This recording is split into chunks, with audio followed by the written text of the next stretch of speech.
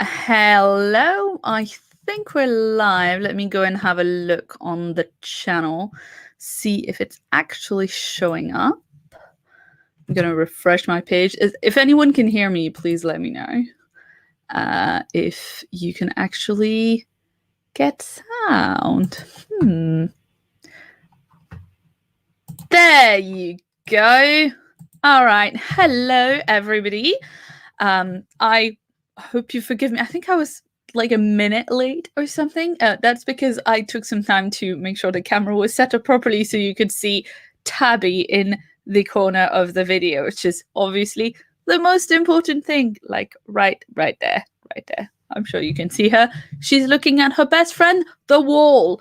I need to not move my arm too much in her direction because otherwise you can't see her. And again, we know what's important. She is very, very precious. Okay, so welcome to the stream. It's my birthday. I have like 6 days off work at the minute, so it's my first day of off work of like 6 days for the week between Christmas and New Year. So I'm really excited about that. I'm going home to France tomorrow to see my family. I was gonna go before Christmas, but then we had the trouble with the boiler and I had to change my flight and everything. It was a bit of a nightmare. So now I get to have an actual holiday, which is lovely. I'm gonna miss the cat, but you know. Hi, John. Oh dear. Anyway, there you go. We have a John. Yeah, thank you for your birthday messages, everybody. Thank you for your birthday messages. Thank you for the cat messages, cat pictures and gifts and dog gifts and goat gifts and guinea pig pictures that I got on my Twitter today. They were all lovely, and I'm really, really excited I was really excited to. I'm not actually done going through all of them. I tried to reply to everybody at first, but then like I did that for an hour and I was not done. So I'll have to see if I can manage to get back to everybody. But you know, I also need to pack before going tomorrow. Are you only going to miss the cat? Well, see, the thing is, I can talk to John, like, you know, on Discord or something. I can DM him. I can't DM the cat, and that's very, very sad. Yes. I like this overlay to feature comments. I need to steal that for my streams. Okay, John, you can't make me do work today, okay? It's my birthday. I'm off work. You can't make me do work right now. We will talk about what I'm using for this stream, which is StreamYard. As you can see in the corner above my head. God, this is weird. I'm like looking at my face, so it's quite hard. StreamYard is really good if you're someone who needs to stream and you want to have your face on. Like, YouTube is being more and more difficult, but since using StreamYard, like, it's literally the only time that I've been able to just start the stream, be on the correct page and not have to restart the live stream. Like, it's been really, really great to like work with. And it's just a tiny, I think it's just a tiny company. Like, it's, and this is the free version because it's got this little overlay in the corner with the duck, and it's just really cool. Anyway, before we get on to the live stream, the main topic of this live stream, which was voted on by people on my Patreon. I need to not make the desk shake. Before we get on to the actual subject of this stream, which is to look at the annual reading survey, which is a bunch of questions to answer about books in my reading for the year, I wanted to tell you about the book that I just finished reading, which is Gideon the Ninth by Tamsin Muir, which like has this amazing super metal cover with dark sprayed edges and is really beautiful. It's about lesbian necromancers in space. So, you know, lesbian necromancers in space. And it's got a skull on the front of the naked hardback, which I really, really like.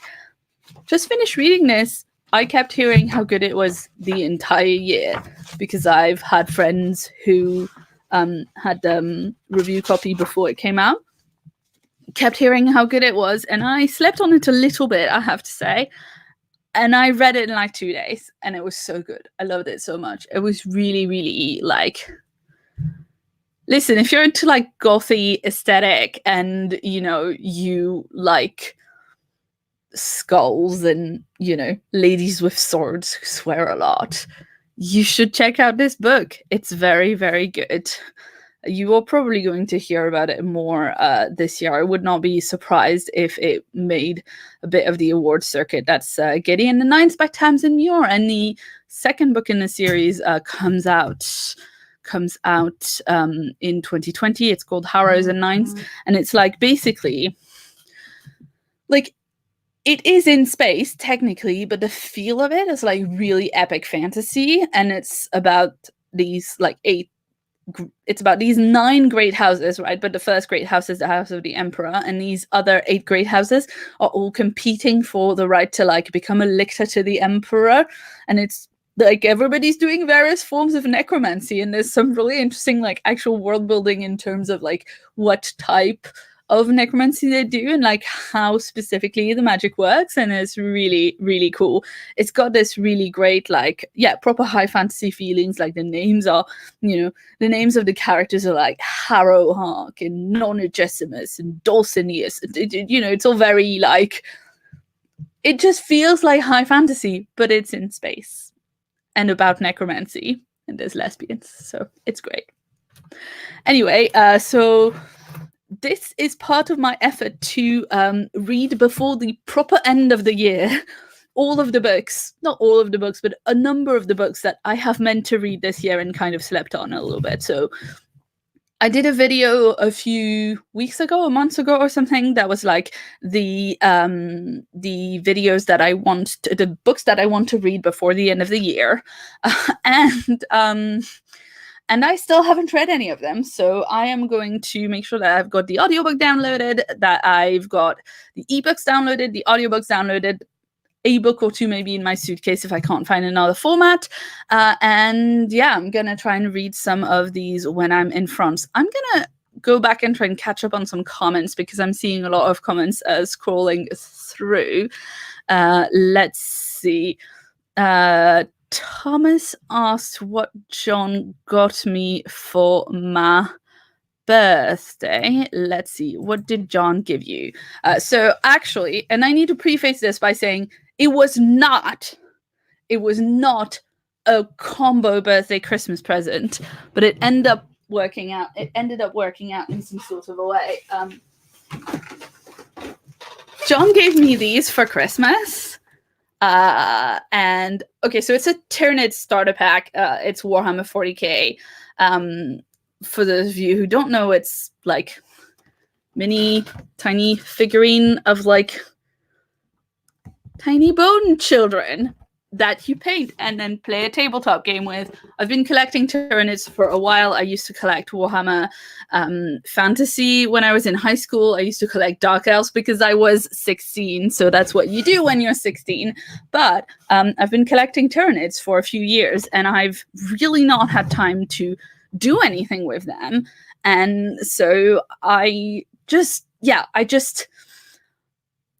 I've not really taken my nids out for a little bit, and I've not really been able to like actually paid them or play with them or whatever. So John got me some more in an effort to, like, you know, remind me that I could take time to actually do things that I enjoy.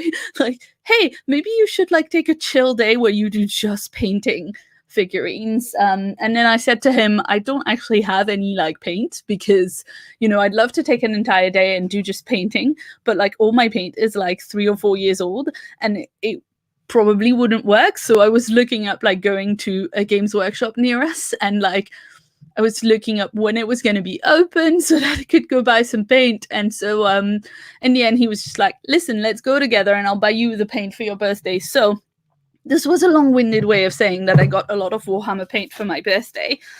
So I got some primer that goes on top of the figurine because they're plastic and they're grey. So this goes first on them, and then you get some other paints and paint them, and they look awesome. I'm very excited about it. I'm particularly excited about this big guy right there, the Trigon. It's huge. It's a huge figurine. Like, this is like, I'm pretty sure this is actual size. Like, the base for it is like 4 times as big as the base for my regular other, minifigurine. So I'm just really excited. Anyway, so that's what I got for my birthday. It's like the nerdiest. I'm very excited about it. Sarah wanted to know where is the super chat? It's your birthday. Sarah, actually, there's no super chat because my channel isn't actually monetized. A few years ago, YouTube changed their rules for monetization. And so, like, actually right now, my channel doesn't qualify for monetization. You need to have 1,000 subscribers, which obviously I do because I just passed 5K. Thank you very much to everyone who's new and subscribed in the like push to 5K. But you also need to have 4,000 view hours over the last year, over the last rolling 365 days. And I am about like 2,500. And, I make videos about books. I make videos specifically about adult SFF books. And sometimes I'm not like the most, most, I don't upload like every week or twice a week or whatever. Like, I don't do what's really conducive to getting a lot of views and a lot of subs. And so, like, my channel growth has been a bit slow, and I don't get as many views as I don't get 4,000 view hours in a year, which like is fine, but YouTube has decided that's just a threshold below which they are not going to give you money. So I don't know if anybody actually sees if anybody actually sees ads in front of my videos, because like I am not seeing any. If you're seeing ads in front of my videos, like, YouTube is getting all of that and I'm not getting any of it. But I was under the impression that you just don't see you just don't see ads in front of my videos. So please let me know if that's not true. But in any case, if you'd like to give me something for my birthday, I've got a coffee account where you can like, just throw a little money. I've got a Patreon as well. But if you'd want, if you wanted to just do a one-time tip, coffee is the place to go, and it's like ko-fi, and it's like ko-fi.com/Claire Rousseau. So it's in my Twitter handle if you were looking for it. But yeah, let's see.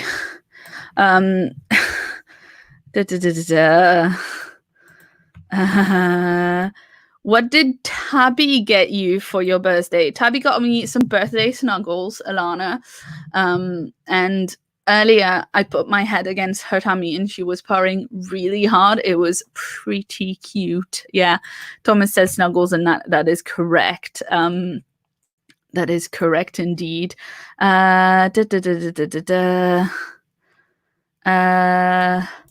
Yeah, Thomas says there's no ads on your videos unless it gets content ID'd, which it won't, because I'm just talking about books and I don't really have musics on my video. Let's see. Coffee needs a tea competitor. Thomas, comment. Anyway, I'd still go for coffee anyway.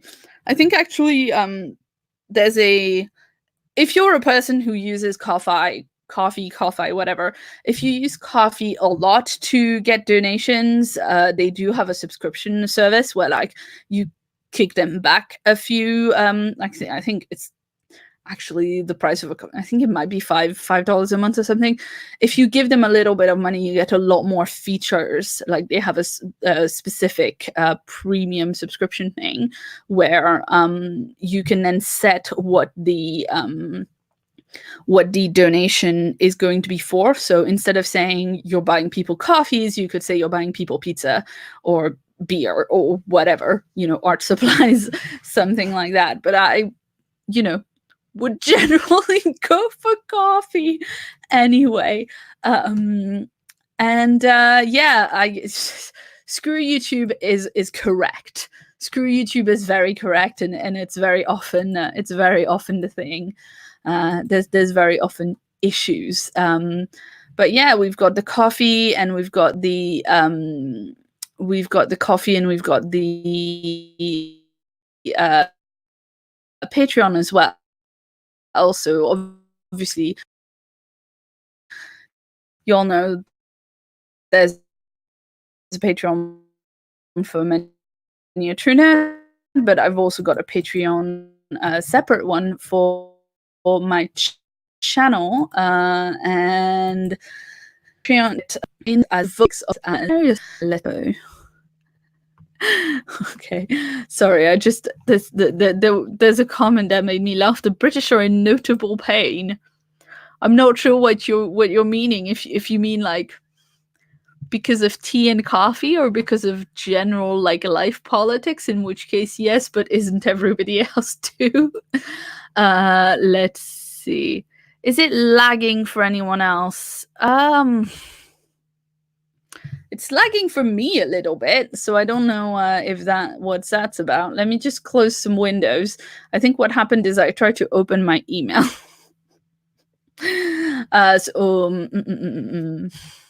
Let's see.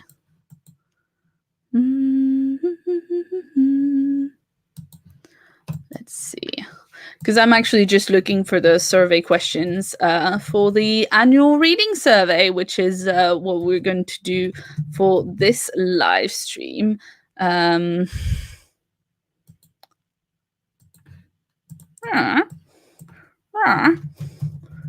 are you? There you go. I knew I had the questions somewhere, but I couldn't find them for a second. So let's see.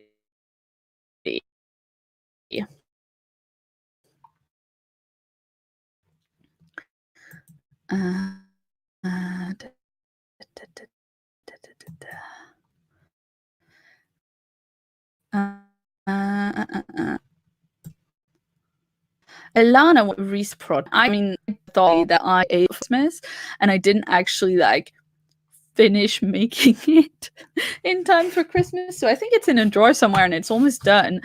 So I should probably finish that and give it to him this year, because I ended up giving him something else last year, because obviously I hadn't finished in time. So that's something I probably should do and could do for his birthday. For Christmas. His birthday's in February. Let's see.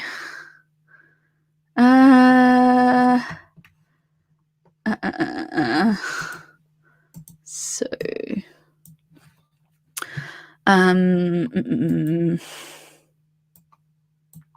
so yeah, the patrons voted for looking at the 2019 reading survey, which is a list of questions that basically look back at the entire year and at like what I've read, what I've enjoyed, well, what everyone's read and enjoyed, and all of that. So if you look up 2019 reading survey on YouTube, you should be able to find a lot of great booktubers have actually done that video already.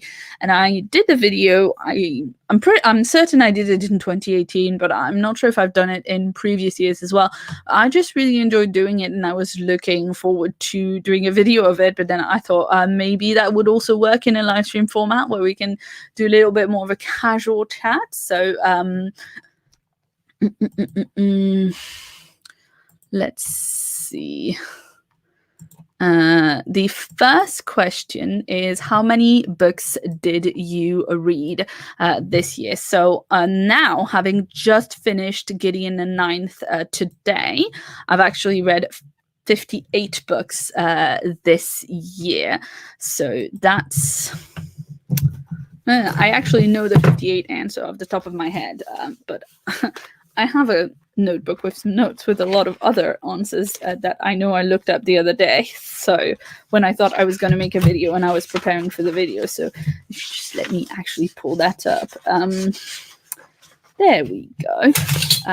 Yeah, because the second answer is, did you meet your goal? And I've actually already filmed a full video about my goals, which is where I'm switching to the second one. This is all fancy. Like, you can make these little banners that say the topic that you're doing with this software, but obviously it does take a little tiny bit of setup. So did you meet your goal? My goal this year was one of my goals this year anyway, my Goodreads challenge goal was to read 52 books in a year. So I've read 58. I'm really, really excited about that.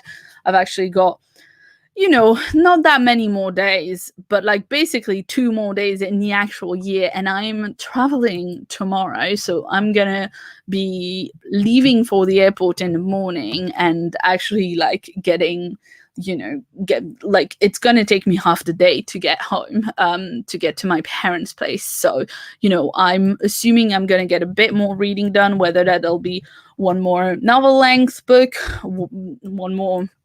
Like I don't really know how many more it's going to be, but it would be really, really great if I could have, just a few more books read this year, just to push it basically up to 60, because my goal for next year is going to be basically like take the amount that I've read in 2019 and then up it by a couple of books so that, I'm doing some sort of progress from last year. So that's the sort of thing that I'm hoping to do for my reading goal. Let's check out the comments for a second. Thomas says, proud of myself in 2019 in terms of reading. Last year, I failed a goal of reading 10 books. This year, I overshot my goal of 30 by 2. Yeah, pretty much exactly what happened with me. Last year, I had the same goal of, 2018, I had the same goal of, I ended up with the same goal of 52 because I failed my original goal of like 80 or 100 or something. I don't know. I was trying to give myself really lofty goals, like thinking that's definitely going to help, and it didn't. I ended up kind of, crashing a little bit. So, yeah. This year I set kind of like a reasonable goal. I'd read 50 in 2018. I just upped it a tiny bit to 52, and then I ended up overshooting that. And like, I actually finished my goal in like November, which made December really stress-free, and it was amazing. Alana says I read 114 books this year, a personal best. That's amazing. That's a lot of books. I really wish I could go into 3 digits of books, but like right now, that's just not really that's just not really kind of doable. I think maybe if I have in future a little bit better handle on like how my brain works and how ADHD works, because I've only been diagnosed this year and this is not something that I'm like kind of used to working with. So, maybe in future if I how to things, how to work with my brain instead of against it, then maybe I could read more. But like right now, I'm just like kind of learning to read physical books all the way through without putting them down in the middle. Again, like there's so much that I've read this year that was ebooks or audiobooks, because I tend to put down physical books so much these days. So I need to train myself again. Delicles said read 50 this year, 50 books. Half of them I was reading in Japanese. That's really impressive. I know that's your second language. Well, I know that's not your mother tongue anyway, so that's really, really tricky. And yeah, let's see. There's so many comments. I'm just trying to keep up with everybody. But I keep getting lost. Sorry about that.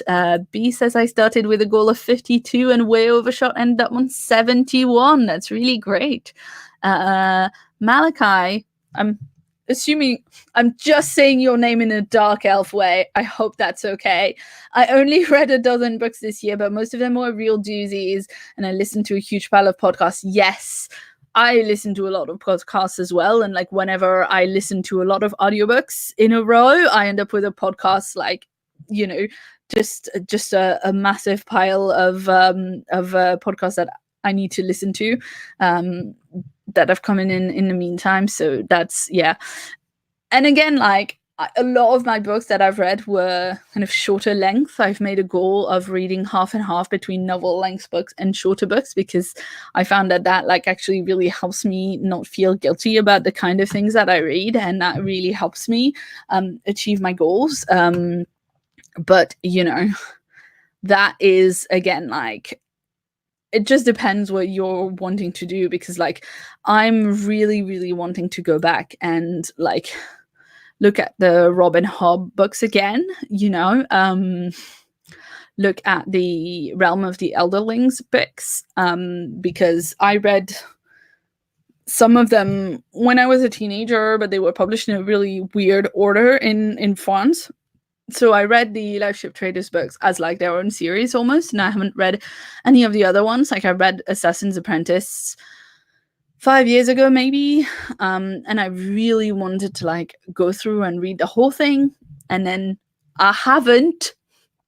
So I really want to do that, but that's one of those things where it's like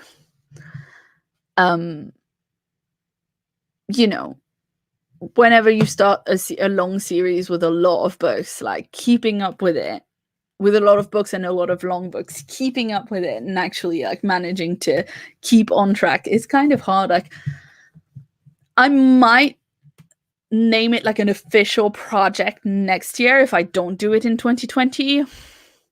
I'm really hoping I'll do it in 2020. I just would like to get to it. But it's just one of those things where I think each one of those books is like 500 to 600 pages. And it's just like, even if I read one of them a month, which would be really impressive for me, I would not get to the end of that series in 2020. So we'll see. We'll see how it goes. The next question that we've got is most read genre, and this is why I needed my little notebook of notes. Most read genre. This is tricky because how do you divide genre? How do you divide it up? So I've got two different counts, basically, because I started going by science fiction, fantasy, historical, romance, contemporary nonfiction. And then I was just like, but what about like adult and YA and stuff? So in the end, my most read is fantasy. I've read 12 adult fantasy, 5 YA fantasies, and then I've got 13 adult science fiction and 1 YA science fiction. And then I've got the next down are both contemporary and nonfiction with 8 books in the year, which I would not have expected. And I really enjoyed. I mean, look, I'm going to be honest, the contemporary is mostly comic books. It's mostly a bunch of Giant Days volumes and Heartstopper as well. I think between Giant Days and Heartstopper, it's most of my contemporary, as well as Sadie, which is like a really creepy contemporary book about a missing girl who's run away to like go kill a man who killed her little sister. So it's really creepy. But I think most of my contemporary are comic books. And then nonfiction was a real surprise because I read Educated by Tara Westover earlier in the year. And I really, really, really loved that book. And that really set me up to wanting to read a lot more nonfiction. I ended up reading a witch-based nonfiction for my Claire Witch project, and then I did nonfiction November. I read 5 more. So then I also read a very short nonfiction book about the Jane Austen fandom. So that was really interesting. So yeah, like that's a really good amount of nonfiction. I think I'm going to try and plan for more nonfiction in 2020 and kind of not have it take me as much by surprise. I mean, I'm assuming also I'm now reading more nonfiction because I started listening to this Book Riot podcast called For Real, which is a Book Riot podcast about nonfiction, and they talk about a lot of really great books that they are reading, that they are wanting to read, new releases. Like just because I hear about him more, I'm suddenly more interested in picking it up. So yeah, That was really, really cool. Let's see. Malachi says, my 2020 ambition is to read Dostoevsky's entire oeuvre. I've been meaning to since reading 3 of his work in my first year of university almost a decade ago. Never gotten around to it. I mean, yeah, look, I think you're allowed to read only 12 books in a year, only quote, if they're all Dostoevsky. I think you're allowed to do whatever the crap you want anyway, you know. I didn't mean to phrase it in a way that makes it sound like you're not allowed to do other things. Sorry. But yeah, yes. The book riot, agree with Alana. I love the book riot podcast, but they end up costing me so much money. Totally worth it. Yeah, I mean, look, I'm sitting here as a booktuber, so I'm not going to pass judgment on people who make you add things to your TBR and spend money on books, because that's literally what I do. By the way, if you're looking for books to read in 2020, if you want more, you know, sci-fi, fantasy, and like general recommendations for things to read in 2020, I do have the first of my most anticipated videos of the year. So I've got the most anticipated book releases of the first 3 months of the year, basically early 2020 releases that I'm really, really excited about, going from January through to March with 15 new releases. There's quite a few sequels in my list this time around. I don't usually have that many sequels in my most anticipated videos, but you know, yeah, I'm really excited about those books. Last year I was really trying to get I was trying to do a most anticipated releases video per quarter, and I only got 2 of them out. So this year I'm really hoping I don't miss out on any like quarter of the year, and that I do end up doing all 4 of them. That's like one of my little goals for myself, channel goals basically, to do. Let's see.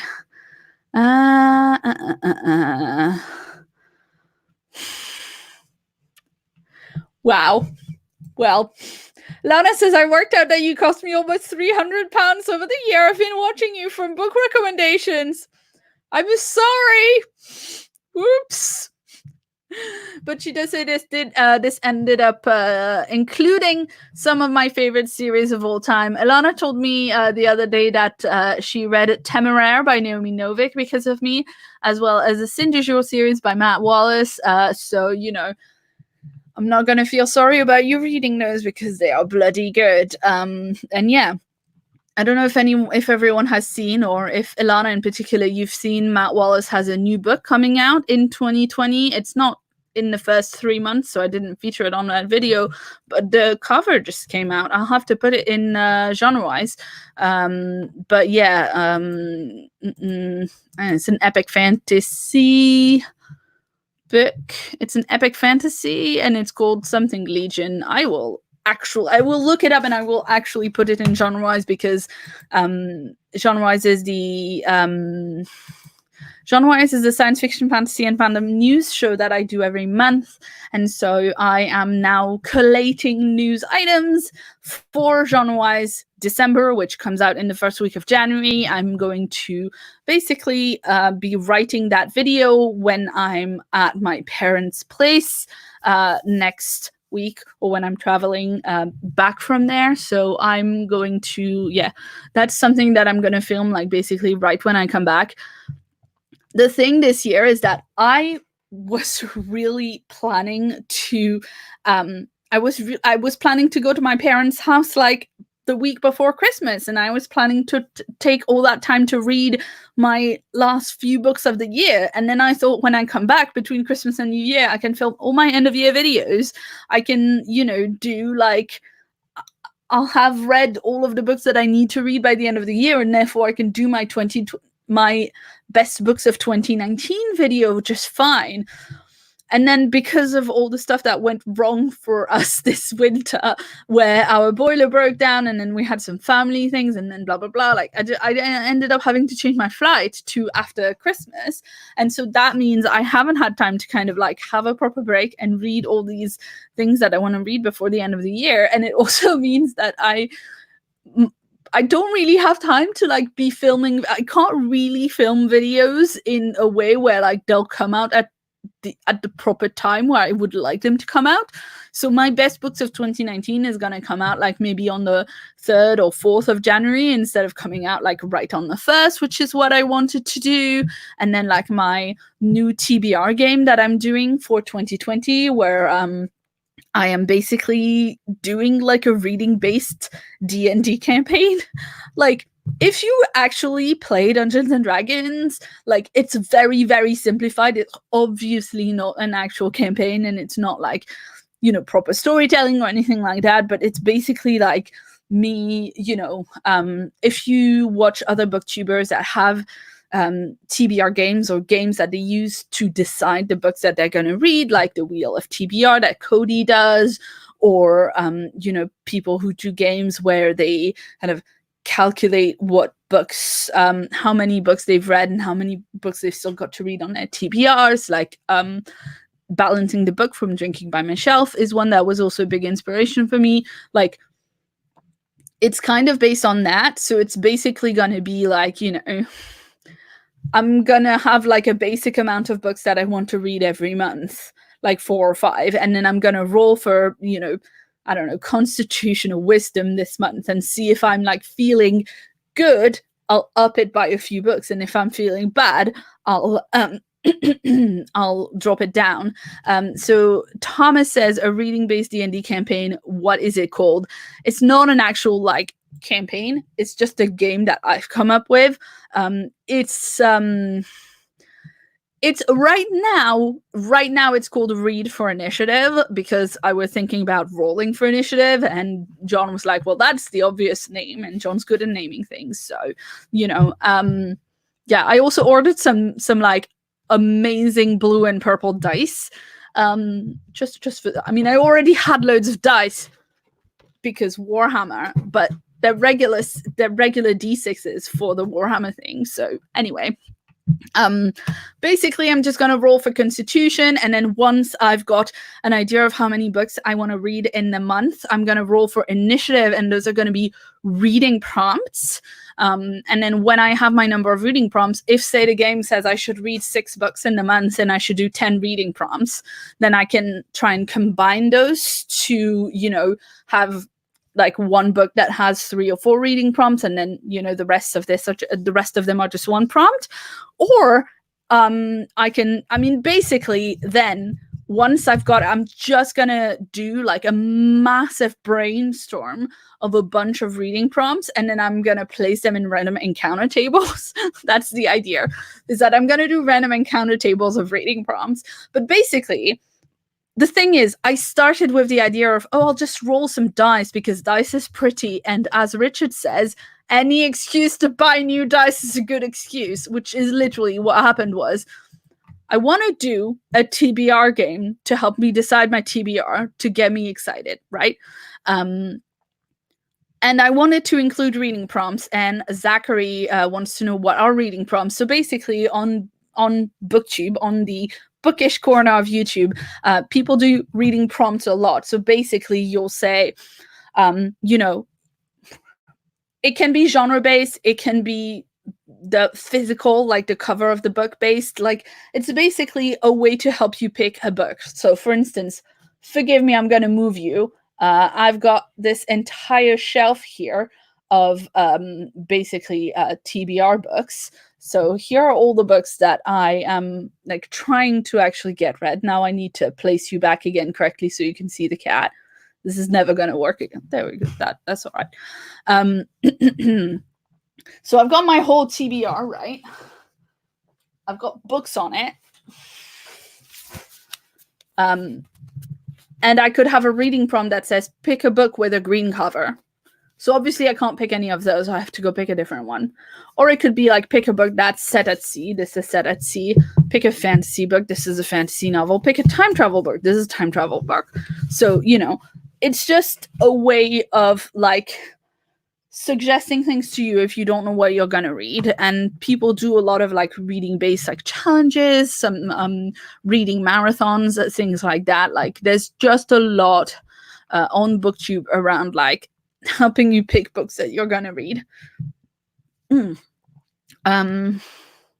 So I mean, basically, and then after that, there's a point system. Literally, I thought of this game because I wanted to buy some dice and use some dice to give me reading prompts. That's literally what it started as. But then the thing is, I like to complicate things. I like to overcomplicate things, some people might say.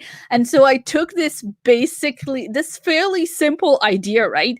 I took this fairly simple idea and then I consulted with friends of mine who are like into D&D. I took this basic idea.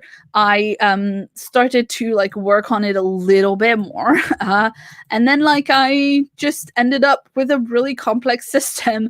And at this point, what I'm going to do is not like straight away because, you know, I don't think I'll have time to do it straight away. But what I'm going to do is that I'm going to take all of the basically like rules and explanations of what I'm doing. I'm going to take all of that and I'm going to put it in like a PDF document. I'm going to make it really nice and like kind of, you know, parchmenty looking and stuff and put a lot of, you know, decorations on it. I don't know. I'm going to make it look nice basically. And then I'm going to just put it on my channel as a free thing that people can download and play with themselves because, you know, basically at this point it involves like making a character. And then if your character is like, you know, if your character is like an elf, you get extra points for reading long fantasy novels or whatever. I've not actually decided all of it. It's one of the things I want to do when I'm on holiday at my parents' house for like 5 days and I'm supposed to not work, but I've already put like 5 different work things on you know, 5 different things for my channel that are kind of work because I don't know how to not do work. So there is that. Let's see. I hadn't noticed Tabby back there, perception -1. That's, I mean, you know, the problem is as soon as you get like, the problem is I can't move too much because then you'll see my light. So I have to make sure that you don't see my light. And also like whenever I show someone's comment, it kind of hides her a little bit. So, you know,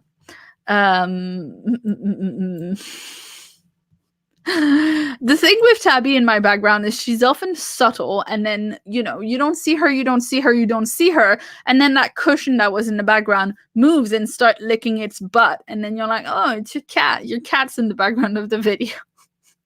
That's what happened.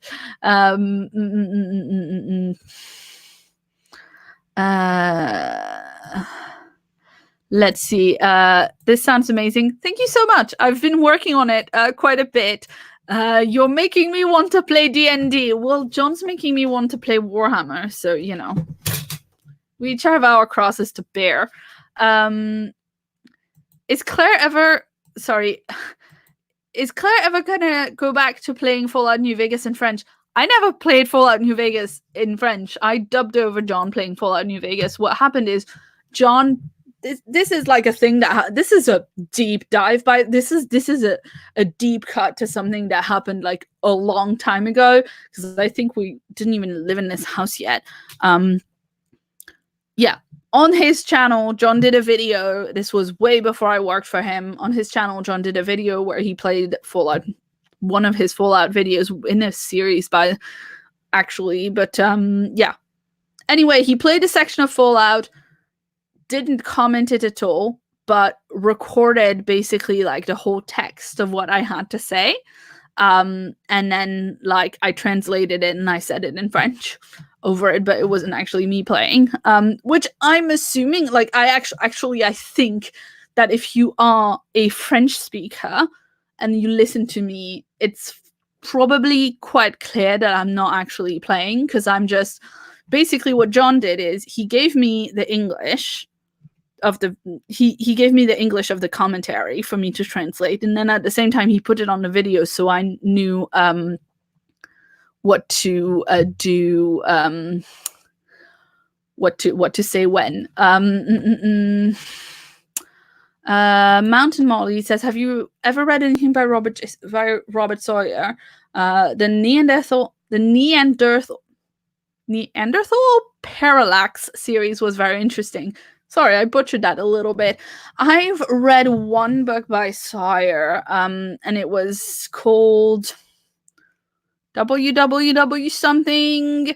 It was like about a blind girl and then like a program to try and potentially make her see, but then she got the internet implanted in her brain and it was weird.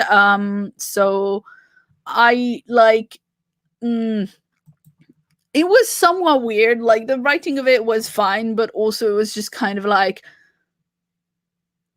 it was weird to have, you know, a blind teenage girl written by a like 50-year-old man who can see. Do you know what I mean? Like it was just like it felt a bit uncomfortable for me because I was like, I don't know if I can actually like and then she could and then magically her disability was cured and that was just weird. And then yeah, it was just, I mean, like I heard him speak at an event and he seemed fine, but like yeah, it was fine.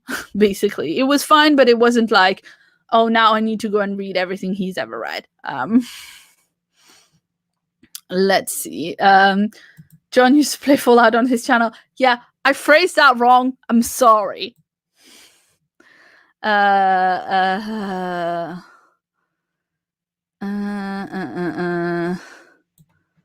Serious question from Andrew. With all the rioting presently happening in France, do you worry about your safety when you go, or is it overblown?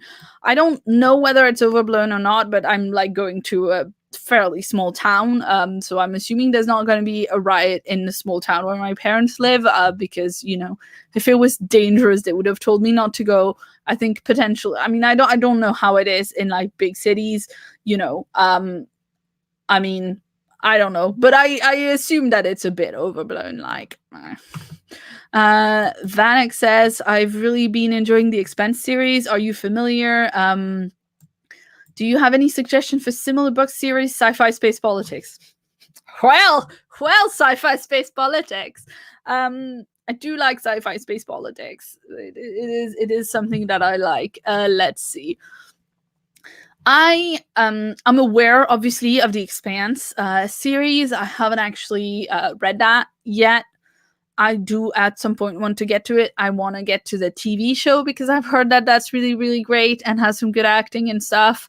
But I haven't read it yet, and it's just one of those where it's just quite a lot of there's just a lot of books to read, obviously.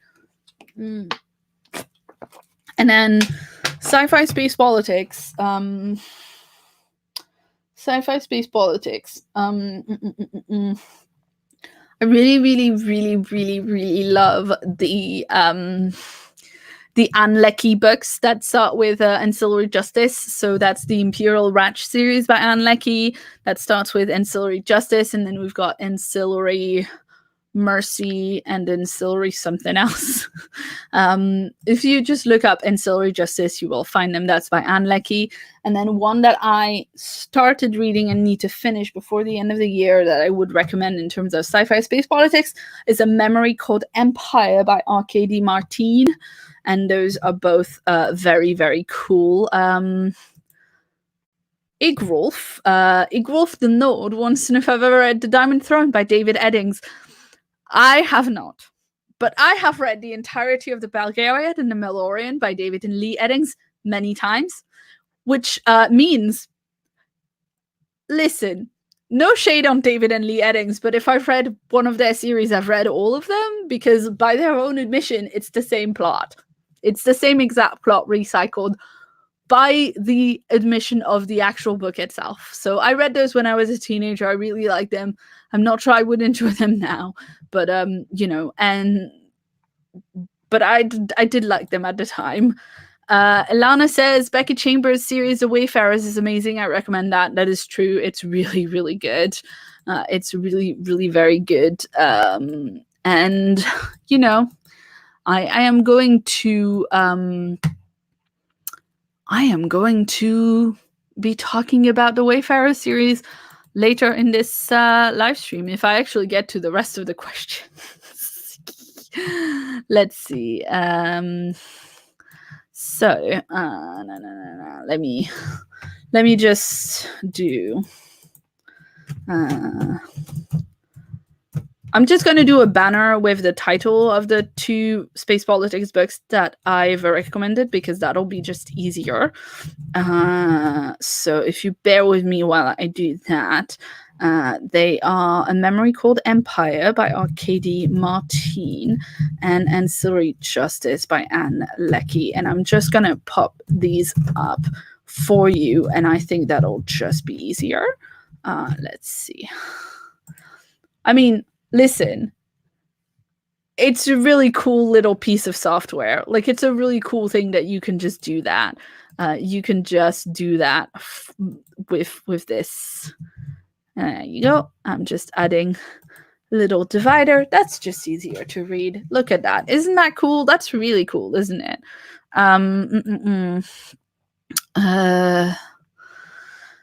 Let's see.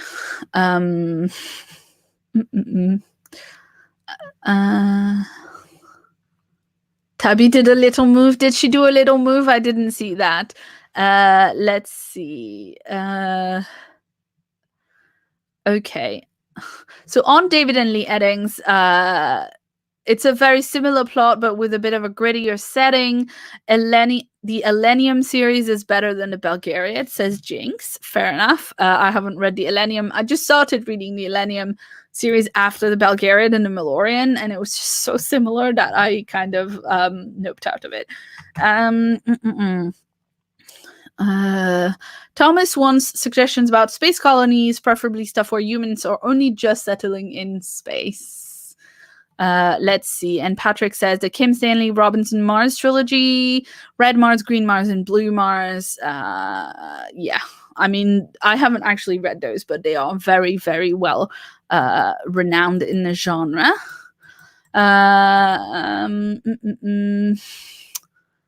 Have you read the Iron Druid Chronicles by Kevin Hearn and Delilah S., or his collaboration with Delilah Dawson, the Pell trilogy? I've not, but I've actually really wanted to read his... I've never read anything by Delilah Dawson, but I follow her on Twitter. She's a really good follow, especially if you're interested in writing at all. I would recommend following her on Twitter. And I've seen those books come in. I've seen those books, and I'm... Listen, there's too many books. There's so many books I've looked at, and they've seemed cool, and I haven't had any, kind of time to read everything. So Rona wants to know if I write at all. Just curious, because you were talking about reading prompts, which reminded me of writing prompts. Could not find a way to adapt tarot as a reading prompt. You could probably adapt tarot as a reading prompt. Like, you could probably say that, like, each suit is a different genre, and then, like, for the... I don't actually know what's on a tarot card, apart that there's suits. But some of the suits have, like... one of the suits is, like, swords, right? So you could have fighty books. Listen. Someone who knows tarot should put those prompts together, because I'm sure it's doable, but, like, I don't actually know tarot at all. Anyway, the question was whether I write at all, and I did write a while back, but I haven't been writing for a long time because I started doing videos, and videos are a really fun, creative thing that you can do that kind of you can do a lot quicker than you can write a novel. And it just seemed to work better for me in terms of, like, actually getting stuff done and making sure that, making sure that I have something out and that I don't get discouraged, which was a problem for me when I was writing. Let's see.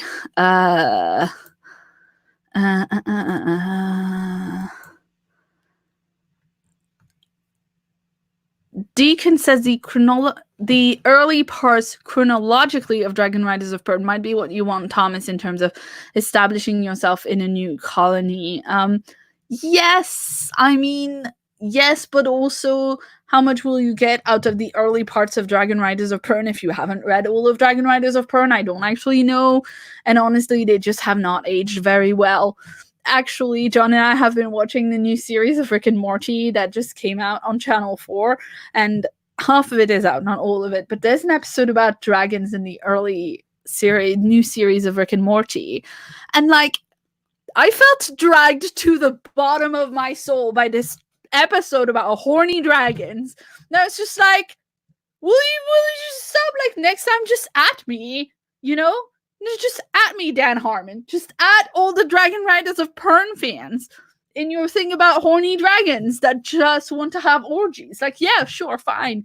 Fine, they want to soul bond with their... Yeah, just at us next time, you know? It's just like, John is still making fun of me over how much this particular episode was dragging Dragon Riders. Like, you know, they've just done a lot of episodes actually in a row this season that are like taking the piss out of like a particular subgenre. Like they've done heists and then they've done dragons and now they've done time travel, and it's like all the things that I love that are getting gently dragged by Rick and Morty in hilarious ways. So yeah, that's hilarious. Yeah. Deacon says, darn it, Clara is trying to get Thomas to read the whole series of Dragon Riders of Pern. Like, I freaking loved Dragon Riders of Pern when I was in high school. Like, I read all of the books that were written by Anne McCaffrey. Like, I adored those books. I read them many times.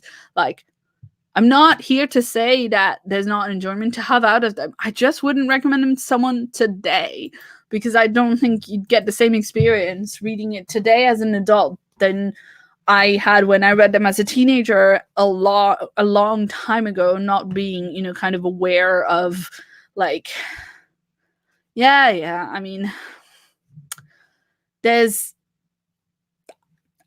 read Temeraire by Naomi Novik if you want some like dragon bonding, you know, goodness. Like Temeraire is very, very good.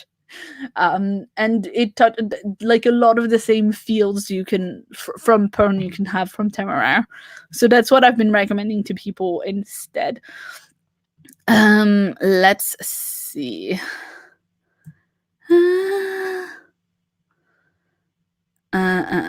Anyway, let's actually get back to the survey if you want to actually, if we want to actually, you know, talk about all of the things. What were we talking about? We did a few of those. Okay. Longest and shorter books that you read this year. I'm fairly sure that the longest book I read this year was Children of Time by Adrian Tchaikovsky, which is a 600-page book about space spiders, basically. Like, it's a book where humanity is dying, and there's this scientist whose plan for the survival of humanity is that she's found a planet, or they've found a planet where there's good, like, habitable conditions, and what they're gonna do to, like, basically, like, the life forms on the planet are... Yeah, I'm not sure I recall exactly what the reasoning behind this is, but basically the idea that they've got is that they are going to uplift some of the life on this planet to a level where, you know, they can communicate with them, and then, like, the last few remnant of humanity will go and live on this planet. And I don't know.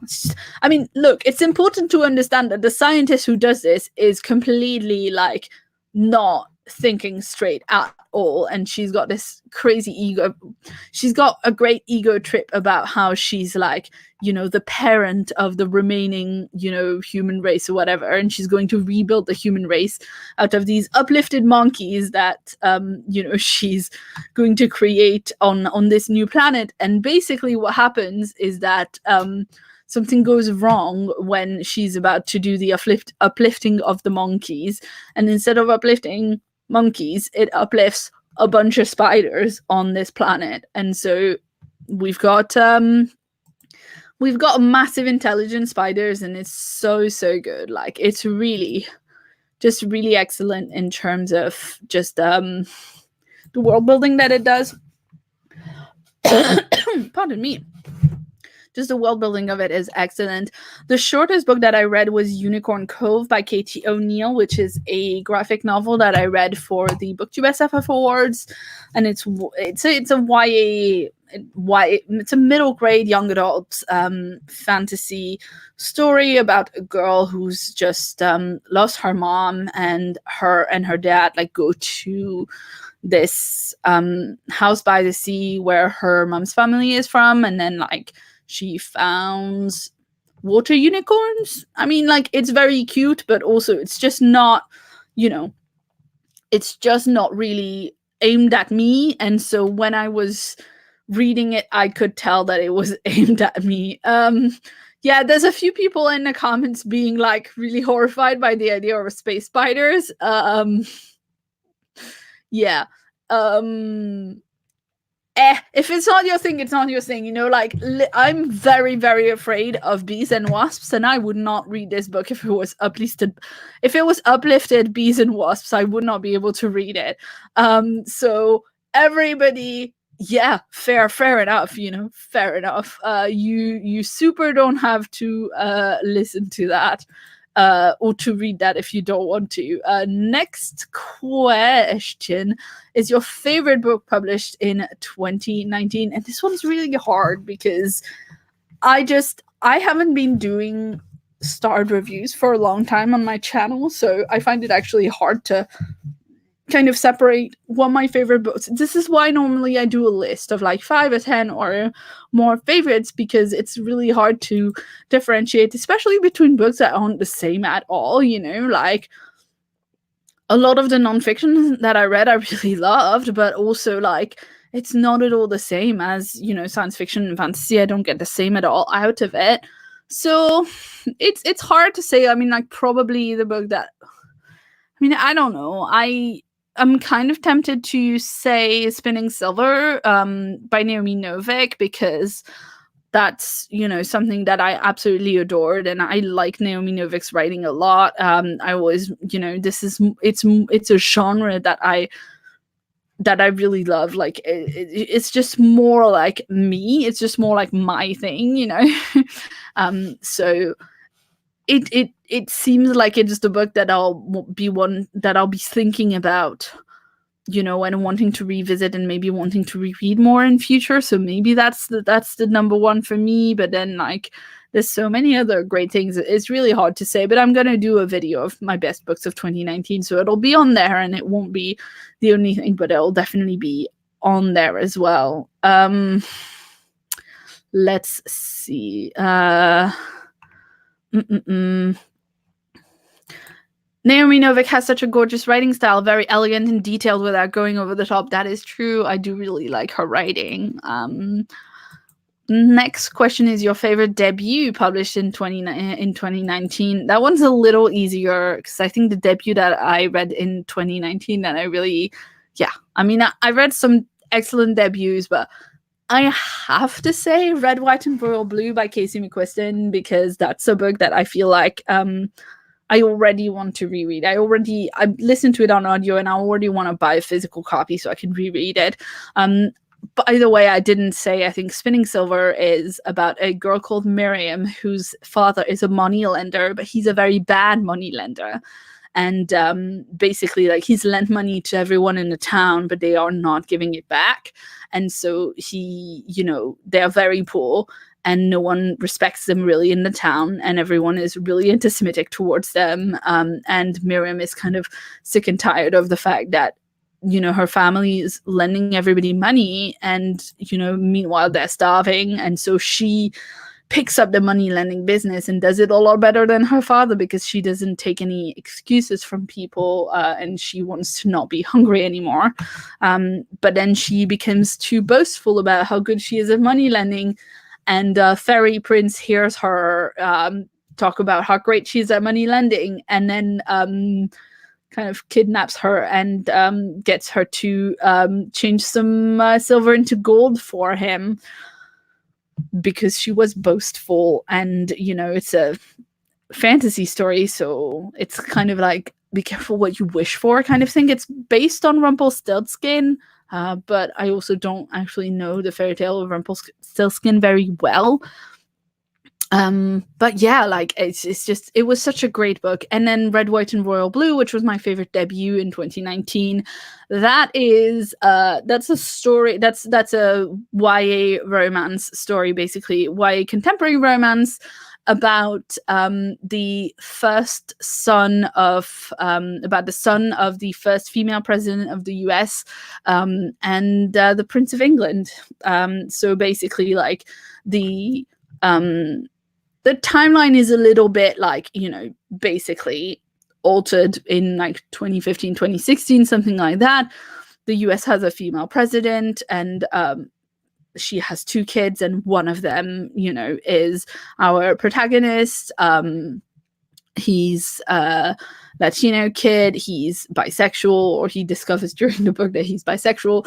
And he has this like rivalry with the Prince of England, as you do when you're like the son of the president of it, of the US. Like you know the Prince of England, and you have a rivalry with him. And so the youngest of all the youngest of the royal family of England, they're the same age, and they have this rivalry, and then they have to pretend to be friends for the press so that it doesn't create a diplomatic incident.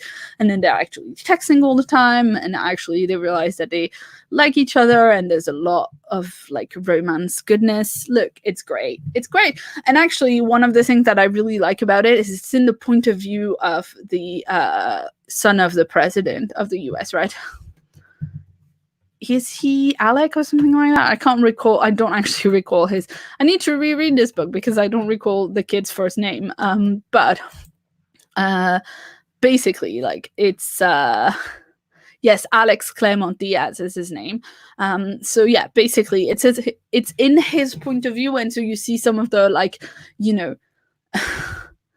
the workings, and I mean obviously it's not real and all of that, but like some of the workings inside of like the White House and the press, and like inside an election campaign, and inside the royal family and all of that. Like, as Ilana says, enemies to lovers is such a great trope.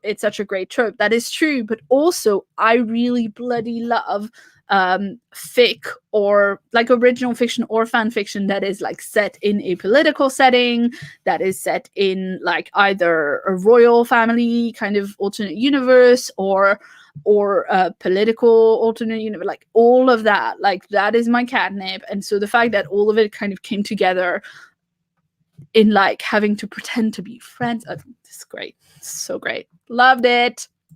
Anyway, favorite book not published this year. This one is a bit trickier, I think, because first of all, I mean, I read a lot of book published, this year right now, but I'm trying to think what I've read that wasn't published this year. I finished the Binti trilogy this year. I'd only read the first book, for Binti by Nadia Corafor, and then I finished the trilogy. I quite enjoyed it. I thought that the second and third books sounded like, it felt almost like Binti, the first book was a novella, and then Binti Home and Binti Night Masquerade could have been a novel instead of being 2 separate novellas. I don't know, like there was something about the format, because there's 2 stories that happened at the same time, and those 2 books weren't published this year, but I really liked them. Let's see. I mean, Spinning Silver, I don't think was published in 2019 because I read it for the.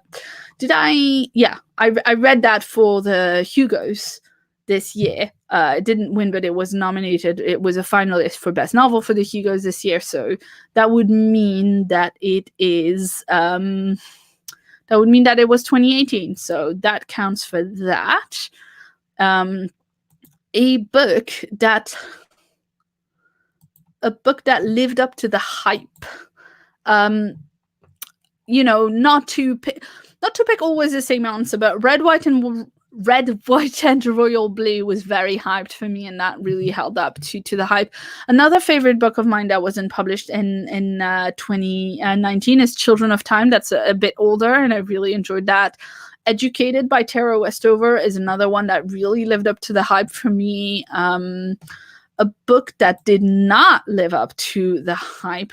Now, I have one in mind. I don't know if it's hype, if it's only me that hyped it, but there's this book called The Vine Witch by Luann G. Smith, which came out this year, and it was like about a witch who does magic to do with like winemaking, and it's set in like 19th century France, and she was like doing all this magic to help the vine grow well so that she can make really tasty wine and stuff. And like just the idea that like also she had been cursed to be a frog for like however many years, and then she was a woman again and she had to come and get revenge. Like there were many things about it that I had hyped for myself because it was for me an anticipated book, and I had hyped it for myself, and I thought that it fell kind of flat in many aspects. And also the lady writing it is clearly not French, and the person reading the audiobook clearly can't speak French. So it's a little, it's a little tricky when they do that, when they try to get away with that. And it's like, it's clearly, it's clearly not, it's clearly something where they're trying to represent Frenchness for a non-French audience, because they're like, oh, French, it is cool and suave and stuff. And it's like, yeah, but like also we have actual names and words and you're pronouncing them wrong. I don't know. So that was one that I had hyped for myself, and that didn't end up living up to the hype that I'd put on it. But I guess a more hyped book, I think, in a more hyped book that other people had hyped a bit was Vicious by V.E. Schwab. Now, she's a very popular young adult author, and I mean, she writes young adult and adult as well. And I'm not sure if V.E. Schwab is actually her adult or young, whatever.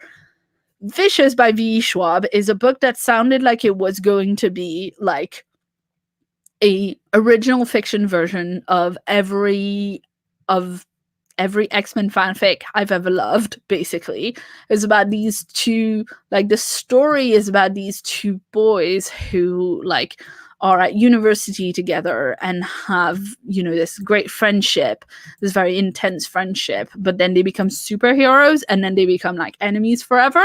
And I was just like, oh, well, that sounds like, that sounds very much like Charles Xavier and Eric Lensher. And that sounds very much like, that sounds like exactly my jam. And then when I read it, I actually really, really didn't like it. And it sucks because so many people love it and I wanted to love it. But, yeah. That's, let's see. Serona says represent French tabernacle. Or tabernacle, I don't know. I'm sure I'm saying it. Well, I don't know how much wrong. Maybe I'm saying it wrong. Maybe I'm not saying it wrong. I don't know. I've never actually been to Canada, and I would love to be able to visit Montreal and Quebec in general. Like, I would love to be able to go to Canada, and I would love to, like my nerdy linguistic heart would absolutely bloody adore to hear Quebecois and to hear the variation between the two languages, because I'm sure I'd be very confused, but I'd be so like intrigued by it. But yeah, I mean, it didn't sound like it was a person from Quebec reading the audiobook. It sounded like it was an English speaker trying to do French, but not managing to do the R's properly. The R's are a real tell, by the way, because the R's in French just don't sound the same. And a lot of English speakers can't do it properly, and they can't like also hear the difference properly. And yes, that was a Quebecois swear, by the way, so that was swearing for you right there. Got it right the second time. Yeah, I was trying to make it more French the second time, Serona. I realized I had said it in a bit of an English accent, so I tried to make it more French.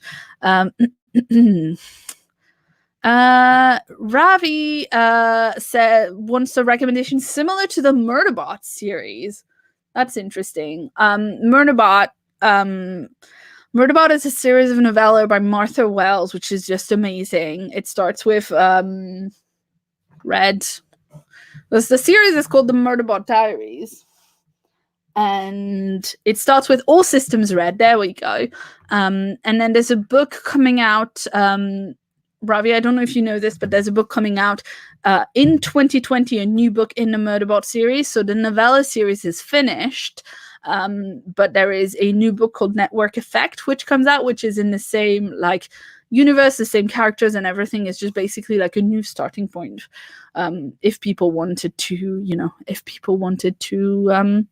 I don't know, start there or continue the series there. So let's see. I mean, I don't know what is necessarily similar to Murderbot. I would mention again Insular Justice by Anne Leckie, because that is a book that is also about a sentient construct that's not really a person, if you know what I mean. Like, the whole thing about Murderbot is that Murderbot is a security unit. Murderbot is a security, like, Murderbot is basically a robot, like, it's a security unit, and it's not a person. It's not a human. It doesn't, it finds humans very difficult to understand and very tedious. And so all it wants to do is to watch a bunch of TV. It just wants to lie down, watch its dramas, and then not have to do small talk with humans. And so that's why we all love Murderbot in the science fiction fantasy genres, because we're all massive nerds and we don't really want to talk to people. But Murderbot, like, if you're looking for something that has this kind of like slight, like, a main character that's learning to act as a person and to be a person and learning what being a person means for them, both in comparison but also in opposition to other humans, then I would say Ancillary Justice by Anne Leckie, because the main character in Ancillary Justice by Anne Leckie is she used to be a ship. She used to be a spaceship called the Justice of Torin. And wait a second, let me just fix that. Is that all right? Yes. There we go. So the main character of Ancillary Justice used to be a spaceship. She used to be called the Justice of Torin, and she used to like have all these ancillary bodies, all these like, she used to control this vast spaceship and all these ancillary bodies, and then she was betrayed, and then like basically the ship exploded and she was left with one of the bodies she had previously controlled. And she is now, instead of being like this massive spaceship with all these bodies, and she's aware of like all of that at the same time, she now has to live within just awareness of that body. And it's really, really great. I really love it. And also Alana says, I'm going to step out because I have the flu, and I need to sleep it off. I hope you feel better soon, Alana. Thank you for coming by. And Ron says, the short story Send Cat Pictures Please by Naomi Kritzer was a good recommendation given to me as a Murderbot fan, because it's also about a surly AI. Yes. Richard says A Closed in Common Orbit by Becky Chambers. Yes, however, A Closed in Common Orbit is a direct sequel to The Long Way to a Small Angry Planet. And that has a massive spoiler for the twist at the end of The Long Way to a Small Angry Planet. So I would recommend, if you're interested in Becky Chambers, just read the whole thing in order, because that second one, even though I really loved it, it has spoilers for the first one. I would also say, what's it called? Fandom for Robots. I think Fandom for Robots is a short story by Vinameen Prasad, which was a Hugo Award finalist a couple of years back. And it's really pretty great. Let me see if I'm able to actually like just link you guys to it. It's about a robot who like learns about fandom and becomes a part of fandom and writes fan fiction. It's very delightful. There you go. And Fandom for Robot, as well as Cat Pictures Please, they're both very short. And I do believe, by the way, Ron, I believe that Cat Pictures Please was expanded into a novel called Catfishing on Catnet, which is recently out. So, Catfishing on Catnet. Let's see, by Naomi Kretzer. I think that's what it is. Yeah. So that's for the short story Cat Picture Please. I think that's what it is. Yeah, so it's called Catfishing on Catnet. And I haven't read it, but I do have a review copy, so I'll read it really soon, because that's another 2019 release that I was excited to read, and yeah, I just really need to read it. Let's see, what's the next question? What book felt like the biggest accomplishment? That's interesting. I think the books that felt like the biggest accomplishment for me this year were all the books that I read for the BookTube SFF Awards, because it's the first year that I was asked to be a judge, which was a huge accomplishment. And then there was a lot of books to read for that, and I kind of felt like, am I going to manage doing all of this? Like, obviously I was really excited to be asked, and I was really excited to read all those books, but I don't do great usually when I have like a set, a list of books to read, especially if someone else makes the list for me.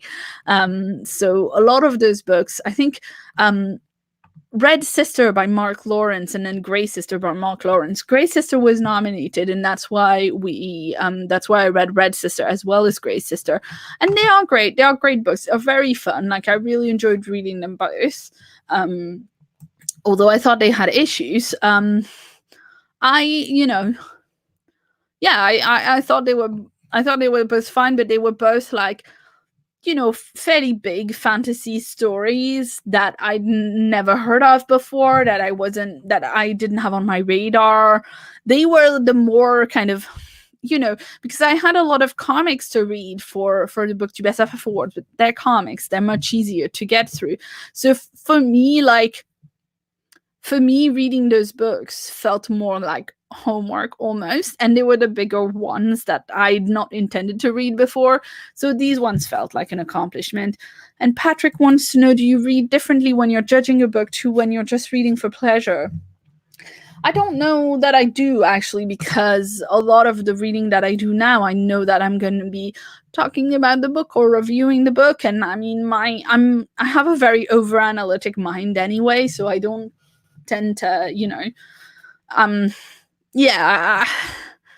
I think it's hard to, I think it would be hard for me to read in a non-critical kind of way, to be honest. Favorite character of the year? Maybe this will change because I'm just finished with the book, but I have to say, like, right now my favorite character of the year is 100% Gideon the Ninth. Like, I had put down Alice Payne from the Alice Payne Arrives and Alice Payne Rides novellas from Kate Hartfield earlier.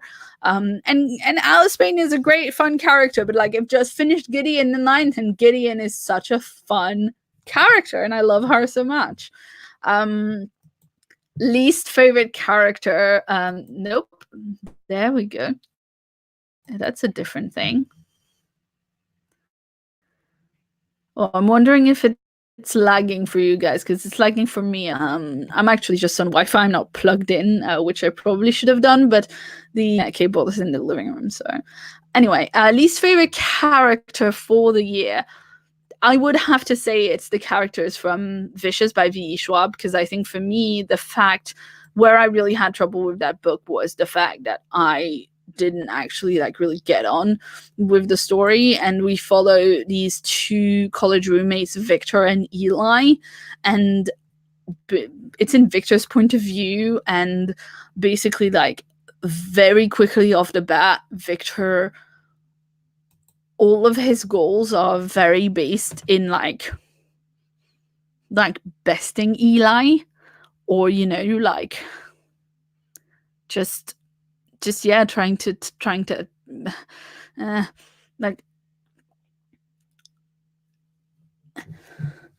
like a lot of he's just nasty, and that sucks. I don't want to say that about somebody who might be someone's favorite character, but for me, I was just like, I don't like this guy because he seemed to be basing all of his decisions and making this other person miserable, and that just did not sound nice.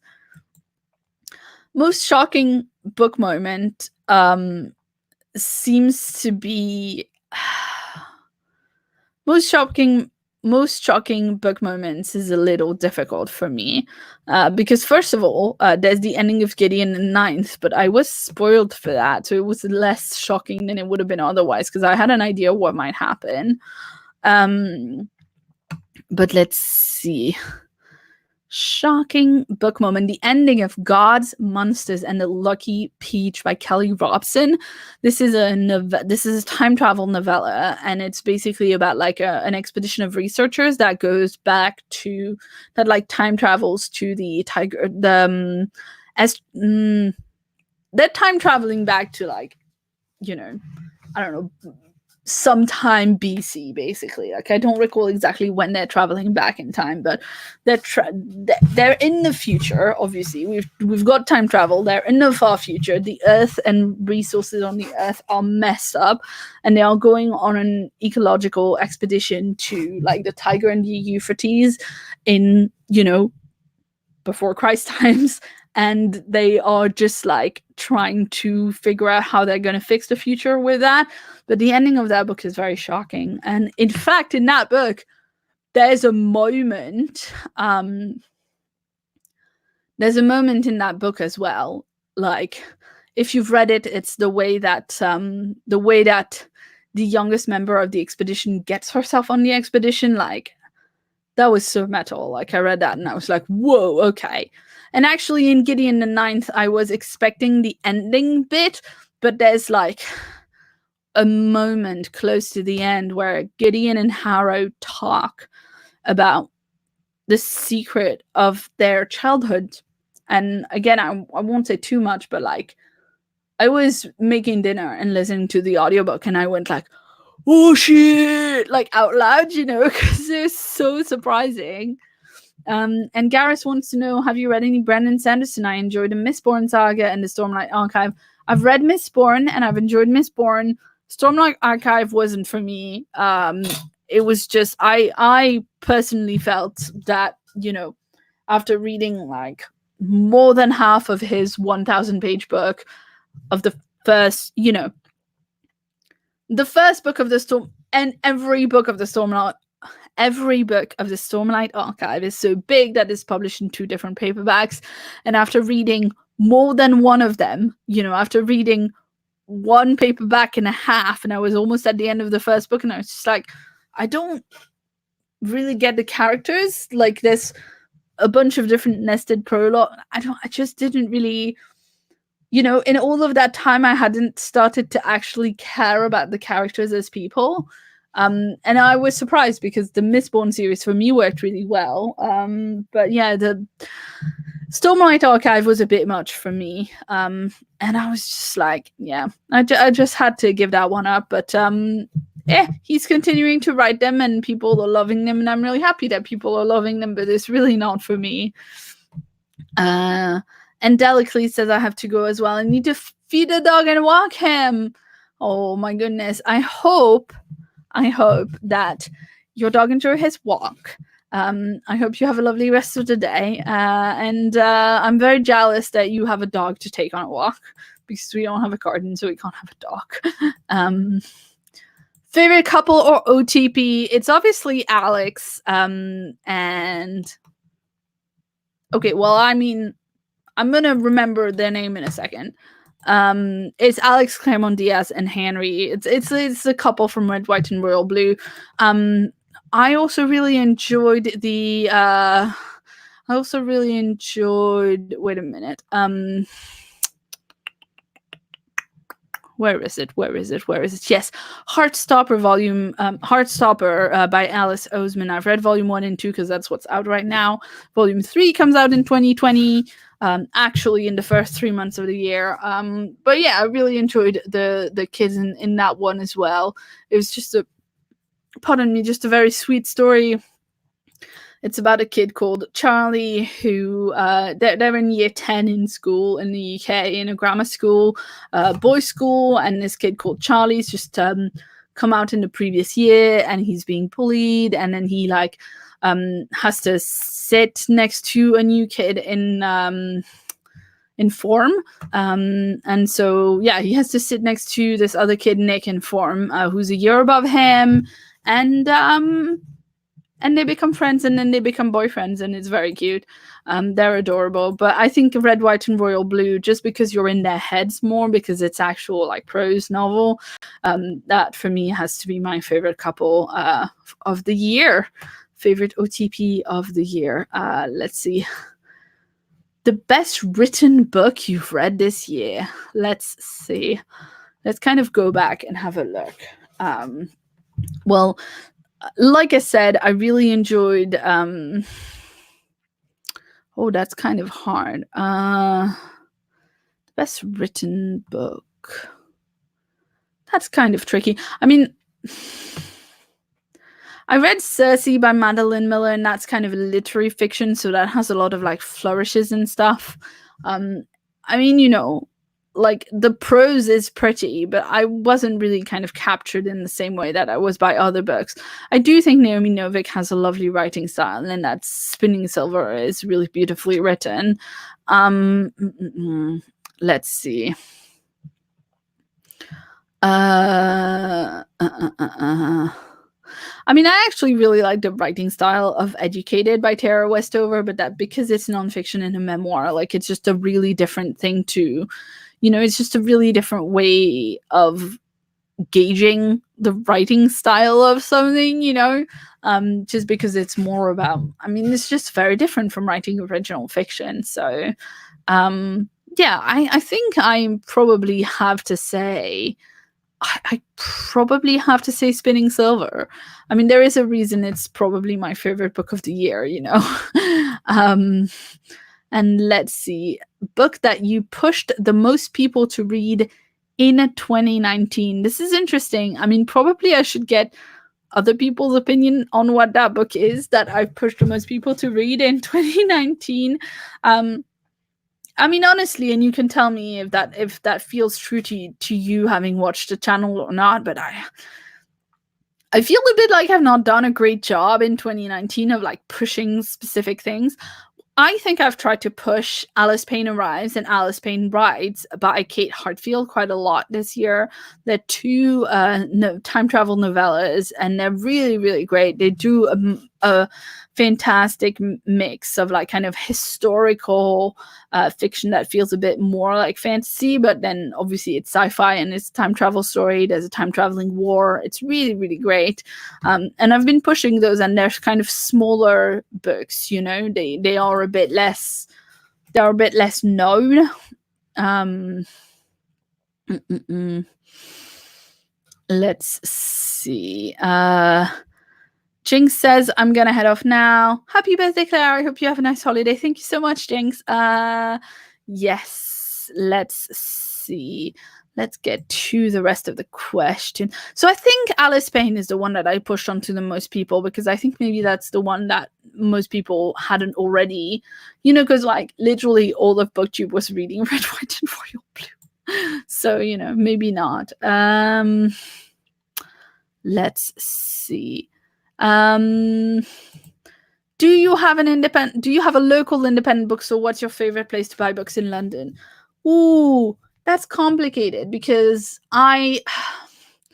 so, you know, I used to do a lot of work both with in terms of like NaNoWriMo back when I was involved in that, and then also my the writing group that I used to go to when I did writing more often with the Big Green Bookshop in North London, which was like fairly local to us at the time before we moved. But then we did move, and you know, so it was a little trickier to kind of attend. But then I also still buy a lot of books from the Big Green Bookshop because, you know, they can send them to you in the mail. So I try to buy books from there if I can. I mean, you know, it's not always possible. And sometimes I end up buying books from, you know, like a chain bookstore. I try not to order books from Amazon if I can avoid it, because, you know, they are kind of ruining the industry. But I think favorite place to buy books in London, that's a little bit harder because there's a difference between like, here's a small local independent that I like to support, and here's a shop where it's nice to shop and they have a lot of stuff. I really love shopping at Forbidden Planet. I know like there's plenty, I partly like to shop there because they've got a floor that's not just books, and they've got an entire floor of books, and then they've got the basement is all books, and then the ground floor is like figurines and like loads of merchandise and cool geeky stuff, and so that's a great shopping experience. The massive foils is also really close to that, so you can do a double bill when you're in London of shopping at Forbidden Planet and then going straight into the massive foils, the foils headquarter building, which is really close to that. Those are two fun shopping experiences, and I think between foils, which has a reasonable section for sci-fi and fantasy, and Forbidden Planet, which has a lot of US imports that you don't get in other stores, like if you go into a regular Waterstones or whatever in London, even the big ones, you're not going to find like Tor.com novellas in print and stuff like that. So there's a lot of things you end up having to buy on ebook because they're just not available. And so that's kind of why I like to shop at Forbidden Planet and at Foils, because between the two of them, they have a fair selection, including US published things. Let's see.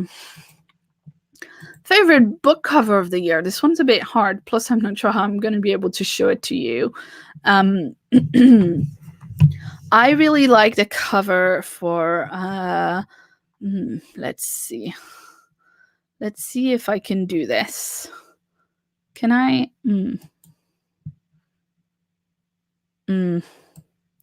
Yeah, okay. Well, I'm not going to try screen sharing right now because I don't want to ruin the live stream. I would say I really like the cover of the Alice Payne novellas because they look like this kind of steampunky device thing, both of them, which is really, really cool. I really like the UK covers of the Becky Chambers books. Record of a Spaceborne Fuse, the one that I read this year, and it has a gorgeous, gorgeous cover. The UK edition specifically.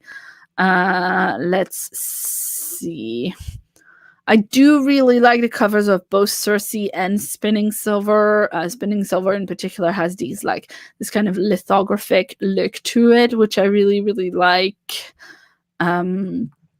We Set the Dark on Fire by Taylor K. Mejia, that has an amazing kind of paper cutout sort of look to the cover, which I really loved.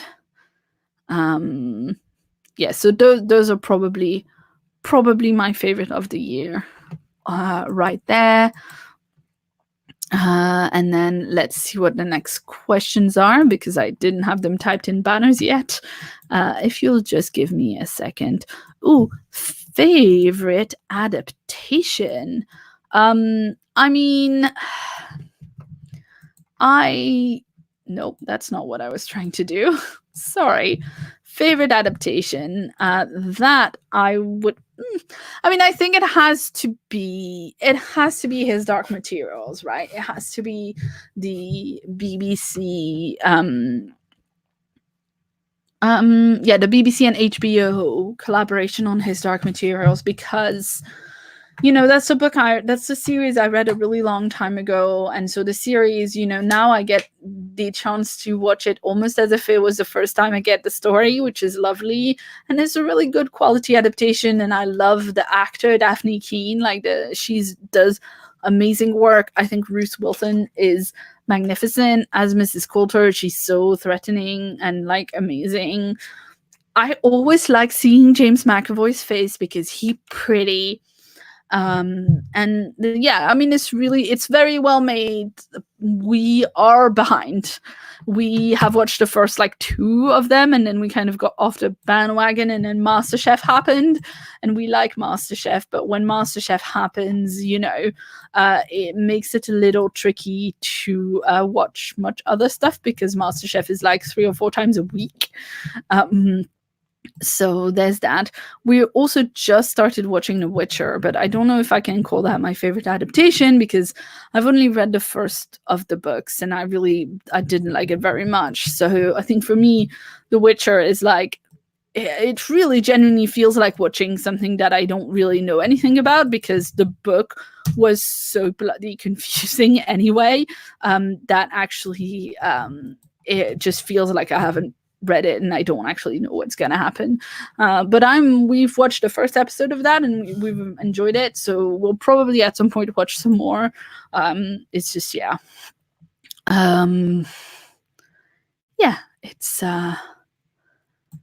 it's pretty good. I think His Dark Material is my favorite adaptation of the year.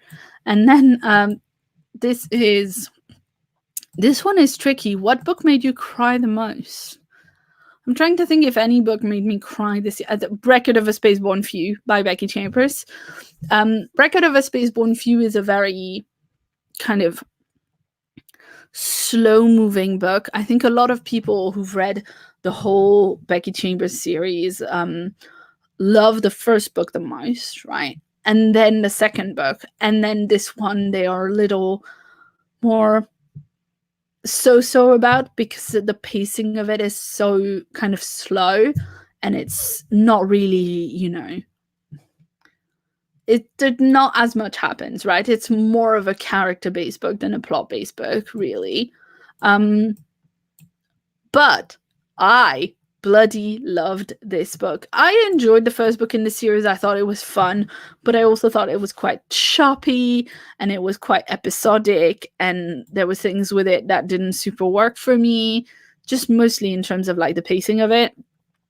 The second book was great for me, and then this one, like, it took me a while to get into it, but when I did get into it and get really like, this is a book that's about the last remnants of like humanity, basically. And instead of like settling on planets, when they fled the Earth, instead of they were the last people to fled Earth, and instead of settling on a new planet, they settled on like these colony ships that they'd left Earth in, and basically they decided to not repeat the mistakes of the Earth.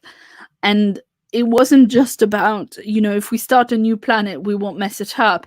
It was about like making sure that everybody had a place and everything. And there's just a very, we're meeting a society that has a radically different way of approaching things and conceptualizing things than ours.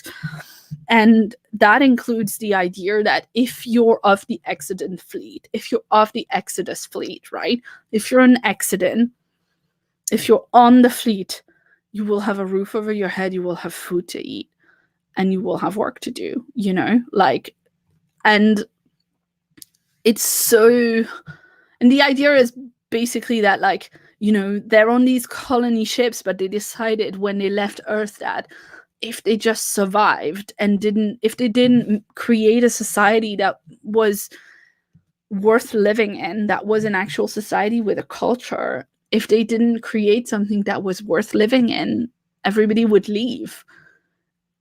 And they just are trying to have a good life and not just survive. And it's just like, anyway, so that book hit me in the feels. Really liked it.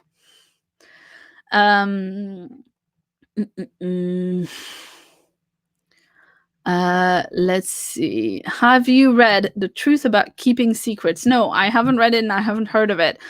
Do let me know who it's by because I don't know it at all. What language do you prefer to read fiction in? Do you think any one of your favorite books are better in French? Well, if it's either French or English, if it's languages that I can read, then I prefer to read it in the language that it was written in, because that's just, if I wanted to read a book written in French, I think it would be a shame to read it in translation because I can read it in the French. So that's yeah. I think mostly if I can, I want to read it in the original. because it's not the same. However, mostly I read books in English. Mostly I'm plugged into, like English language publishing world and all of that. And so that's just kind of what I'm hearing about. AS also wants to know if I've ever seen Jonathan Creek. Yes, I have. Jonathan Creek is pretty great. It's a detective show where a guy who lives in a windmill and has ridiculous hair solves weird mysteries, like locked room type of mysteries and stuff like that. And a book says Truth About Keeping Secrets is by Savannah Brown. It's just a simple book about a child dealing with loss in a very unhealthy way and the consequences of it. My favorite read of the year. I might look into that, but I'm not sure if it sounds like quite, yeah, it sounds like it might be a bit of a difficult read. But I will look for that. What book made you laugh the most? That's a tricky one. That's definitely a tricky one. Let's see. What book made me laugh the most? I read the first book of the Adventure Zone podcast. The first like comic book that they made of the Adventure Zone. So it's called Here There Be Goblins, and it's like, it's fine. Like I mean, it's by the McElroy brothers, and then there's an illustrator. I'm gonna find her name just a second. It's by Clint Griffin, Justin Travis McElroy, and Carrie Pitch. I'm not sure how to say her name, but or their name even. But yeah, so it was funny, and I could kind of, because I listened to Sawbones, which is another McElroy podcast, like I could kind of hear how it would be funny specifically in like Justin's voice, but also like it really did make me feel like I should go listen to the podcast instead of reading that book. But the podcast is too long, so it's no shade on it. It's just like the time that I have is not enough time. Let's see, what else did I read that was funny? And I read a lot of things that were upsetting and sad. Red, White, and Royal Blue was really funny as well. I'm not sure if it made me laugh like out loud, but it was funny. And then one thing that I think made me, I don't know if I would call it laugh, but one thing that did make me chuckle is the nonfiction book I recently read on internet linguistics. It's called Because Internet: Understanding the New Rules of Language by Gretchen McCulloch. I've already talked about this so much on the channel recently. Really loved that book, but it really talked about like the linguistics of the internet, and so like it addresses a lot of things, a lot of like things that we already know about. Like she talks about the linguistics of meme and emoji and stuff like that, and it just feels very like, if you're a person like me who is very online, it just feels like it's, addressing you, and it's really it's just really hilarious. I just noticed that the cat is licking her butt. Renee, hi, it's good to see you, and your face, your avatar hides the cat licking her butt, so isn't that just great? I can't believe you aren't listing Gideon and I've given Gideon's smart ass hilarious mouth. That is true. It's also very funny. I'm trying to not have Gideon for like every answer though. But yes, Gideon is quite fun. I mean, the thing is that because I listened to the audiobook, I feel like Gideon is a book that I'm going to want to reread, and maybe it'll be funnier on a reread. But I think as I was kind of like trying to get into the story, and then I was like really like waiting to see what was going to happen and the mystery and stuff, I think I was a little bit more like on tenterhooks than necessarily, oh, she's scratching her ear. Anyway, Gideon for every single answer, no shame. Yeah, okay. Well, maybe I will do that. If it's good enough for multiple Hugo Award winning Renee, it's good enough for me. Let's see. The next question is a new favorite author you discovered this year. So many. Okay. I'm gonna say Tamsin Muir, because otherwise Renee gonna be mad at me. Let's see. Kate Hartfield, definitely, of the Alice Payne novellas. I really liked her stuff. I would say P. Jelly Clark, but also I've find out his stuff last year, so he's still like a very new author to me, whose work I love, but he's not actually that new. Let's see who else we got. I really enjoyed Taylor K. Mejia, who wrote We Set the Dark on Fire. I really enjoyed her writing, although to be 100% accurate, I did actually read her first in the witchy anthology I read last year. Toil and Trouble. And that was an anthology of 15 stories about witches, and I read Taylor K. Mejia in that first, and so she was great.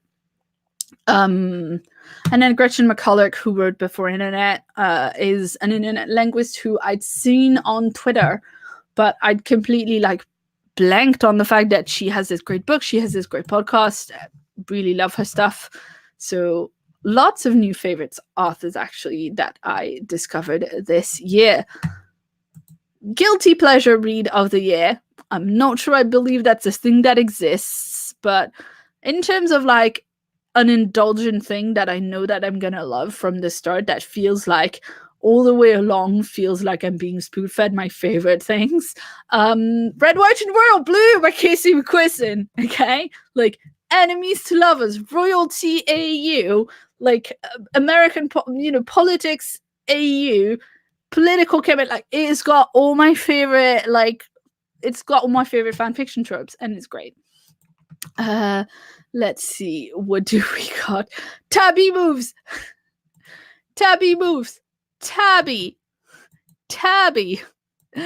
Alright, says I got the last special edition of Gideon with backspace painted edges at my Barnes and Nobles. I was so happy.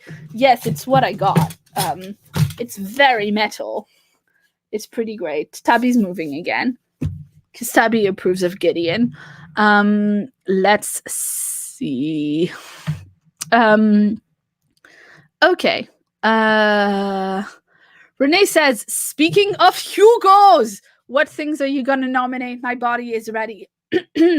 So I was originally kind of planning to maybe talk about the Hugos in this live stream, but sadly it got beat by doing the annual reading survey in this stream, so I didn't get to talk about the Hugos as much as I would have liked to. But I mean, I am going to probably start by making a list of catch-up things that I want to read before the nomination period ends. What I normally do, right, for the Hugo Awards, for those of you who don't know, they're an award for the best sci-fi and fantasy of the previous year. So this year in 2020, we're going to vote for the best science fiction and fantasy of 2019. It's organized by Worldcon, and it's just, it's something that I'm very, very fanish about, and I'm just, it's my jam. I love talking about the Hugos and working on, just working on generally. Yeah, I love the Hugos. There's so much fandom drama, but I love it nonetheless. And let's see. Okay, I'm just going through my Goodreads read for the year. I'm going to nominate whichever of the Alice Payne books came out in 2019 as novella. The thing is, I spend a lot of the first half of the year reading stuff from the previous year for the Hugos, and so I don't end up reading enough stuff, of the year that qualifies. So I don't really know what I'm gonna do. I mean, To Be Taught If Fortunate by Becky Chambers, I definitely want to nominate for novella, and then now I'm doing a lot of frantic reading of SFF books that I've missed this year. I mean, definitely I'm going to nominate Gideon. I know already Gideon the Ninth as for best novel. And then a lot of the things, a lot of the other things, the great thing about the Hugos is it's not only books and movies and TV shows that you can nominate, but there's a lot of fan awards where you can nominate like fan writers and fan like podcasters and booktubers, like anyone who does a fanish podcast and stuff like that. So like, you can nominate like fan artists, and you can so it's very varied. It's not just about the books, even though the books are a huge part of it. Yes.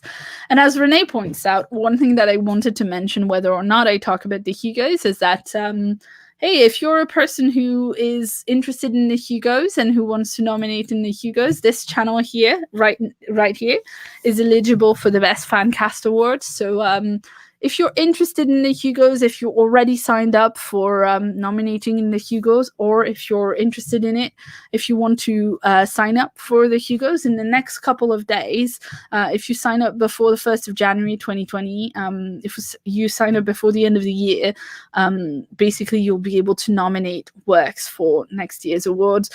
So I'm going to pop a link in the chat of the spreadsheet that Renee has put together of Hugo Award eligible stuff.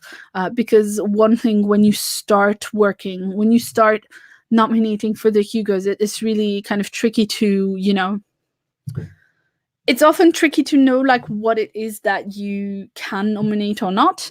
And so one way of doing that is to go and look at the spreadsheet, where there's so many ideas for so many things that you might want to read, to consume, to nominate. So if you're looking for more cool things, the Hugo eligibility spreadsheet, I'm gonna say that correctly, eligibility, sorry, I'm just trying to type and talk at the same time, which is quite hard. So there you go, that's the link for you if you want to go and check it out. And then oh, I showed that comment. I was trying to do that. Okay. Yeah, so basically, if you're interested in the Hugos, what you need to do is to go to the Con Zealand website. So that's Worldcon 2020, which happens in New Zealand, which is happening this year in New Zealand, which is very exciting. You can get a supporting membership. If you're not planning on going physically there, you can get a supporting membership, and that enables you to vote in the Hugos. And if you get it before the end of the year, that'll also let you nominate in the Hugos. So that is that's some, if you're interested in the Hugos and in like science fiction and fantasy, you can go do that.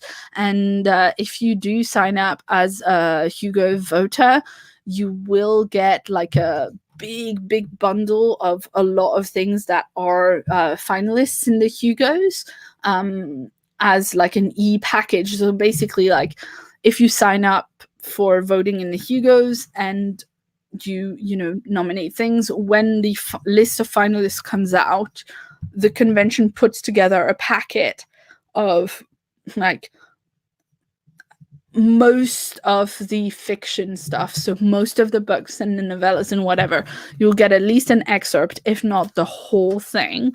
For series, sometimes you get the entire series. It's like wild how much you get. And so basically you've paid like $30 or $40 or whatever. I don't actually know what the supporting membership is, because I bought an attending membership for New Zealand, so now I've got to try and go to New Zealand. I'm really excited to try and go to New Zealand. I don't know how I'm going to try and go to New Zealand after like we've had expensive things happen, like our boiler breaking down. But hey, I am going to try to go to New Zealand. And yeah, it should be very, very exciting no matter what. But if you're interested, yeah, my channel's eligible.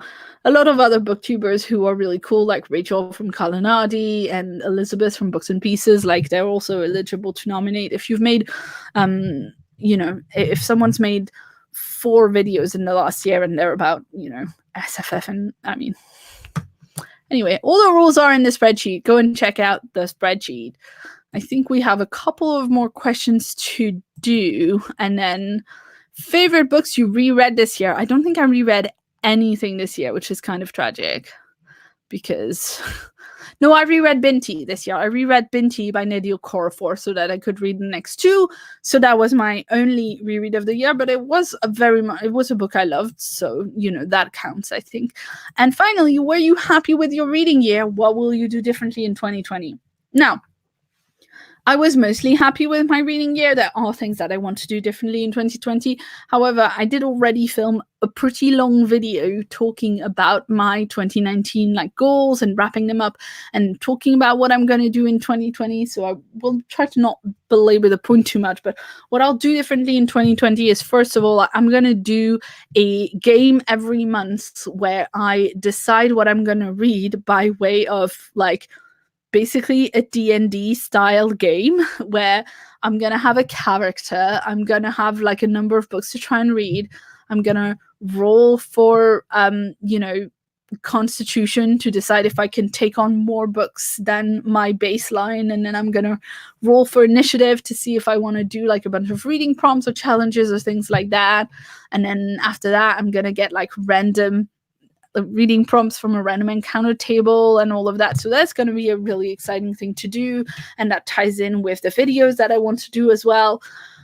As ever in 2020, my booktube goal is to try and be more consistent with how many videos I make. I also want to try and be more consistent with how many live streams I make, because as I mentioned earlier, part of the reason why I can't monetize this channel at all is the view time is quite short on this channel, because I tend to make not that long videos, and so even when people watch the videos all the way through, my view time isn't huge. So I want to do more streams, because then that increases my view time, and also because people seem to really like them. So of course I want to do more of them. Yeah, Smitya, I'm not sure if I'm saying that right, but they want to know, can we play that too? Presumably you're meaning the D&D thing. Yes, but not right away, because I'm only just finalizing now the rules of it for myself. So number one, I want to play for a few months on my own on this channel to basically play test it, because I've literally put this together based on stuff I kind of know about D&D, but I haven't actually played a game of D&D since university. So so I want to play test it a little bit, and then I have things that I need to I want to come up with some basically I want to come up with optional things that would make it more fun and more fun if you're wanting it to be more complex, but that will also let you, I want there to be a way to do it quite easily, and then a way to do it if you want to have way more D&D stuff over it. So for instance, yeah, I want to come up with, a list of races and classes that people can be. That's not going to be the actual D&D races and class list, because that would be way too long. But I want to come up with maybe 5 or 6 of each, and give some ideas of bonuses and stuff. Say if you're a healer, you could have I don't know, a save item. I don't know right now. I need to have, basically I'm going to come up with my own characters, with my own character first, and the bonus for my own character. And then once that's done, and I've recorded the intro video and I've done it for a couple of months, I think I'll be able to take a bit of time to work through, and also people will have a chance to see it and give me feedback, and then I can maybe see about incorporating some feedback. But I want to make it available for people, because one of the things that I love about BookTube is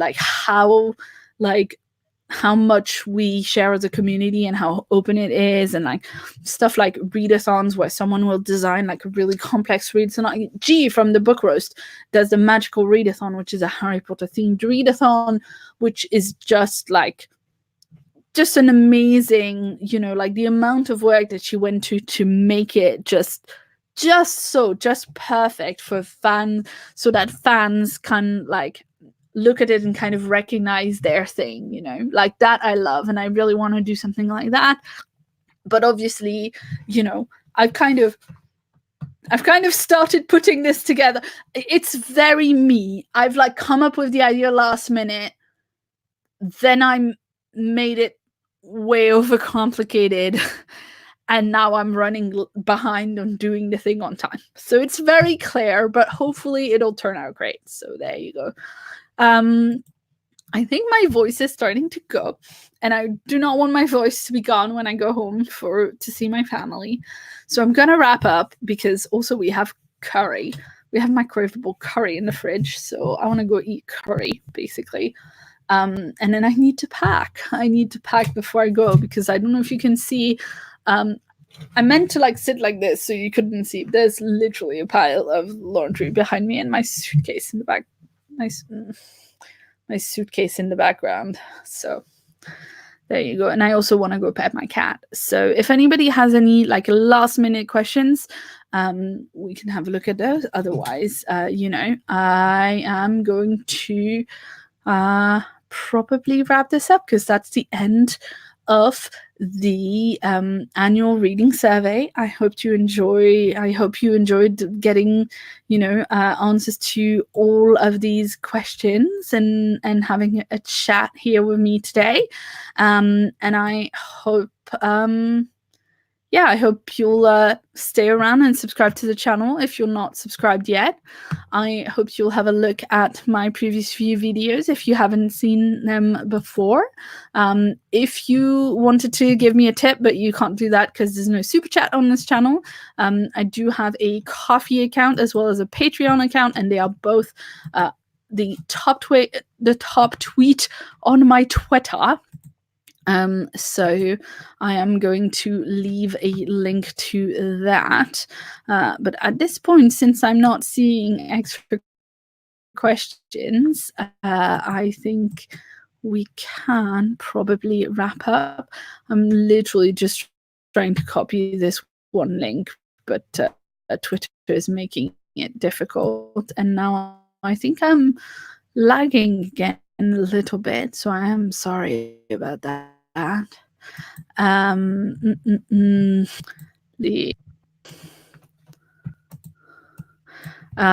Shout out to Renee and Ian, who both say happy birthday. May the road ever rise at your back. Thank you. Let's see. Copy link here. So if you are interested in seeing like a list of everything that I do, this is the thread that I've got at the top of my Twitter with a list of everything that I do, and you can check it out there. And then yes, let's see.